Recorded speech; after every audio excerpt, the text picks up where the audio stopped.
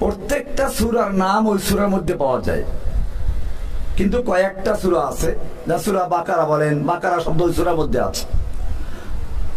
এরকম সূরা নাস, ফালাক শব্দগুলো ওই সূরার মধ্যে আছে, কিন্তু সূরা ইখলাসটা তালাশ করেন, তার মধ্যে ইখলাস আছে? ইখলাস পাওয়া যাবে? কেন নাই জানেন? ইদানিং যেটা দেখা যায়, সবাই কেবল প্রচারমুখী।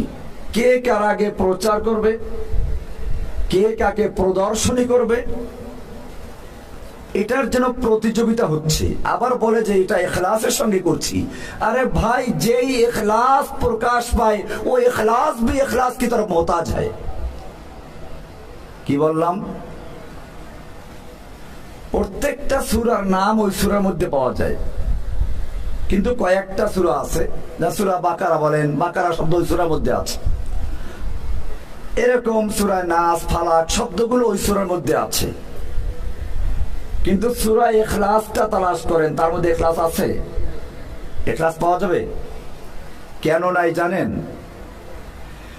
इखलास ये जिक्र करने की चीज नहीं है।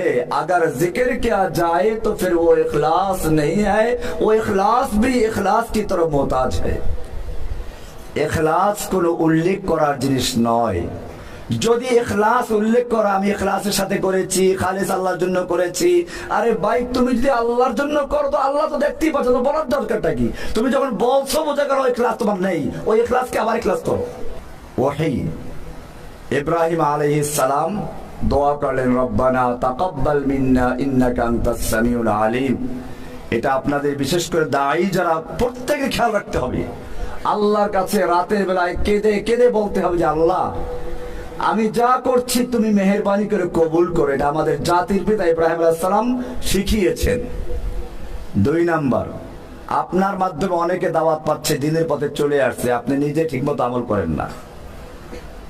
এটা যাতে না হয়, এজন্য আমাদের জাতির পিতা 2 নাম্বার দোয়া করেছেন, রব্বানা ওয়াজআলনা মুসলিমাইনি লাকা ওয়া মিন যুররিয়্যাতিনা উম্মাতাম মুসলিমাতান লাক وأرنا مناسكنا وتب علينا إنك أنت التواب الرحيم।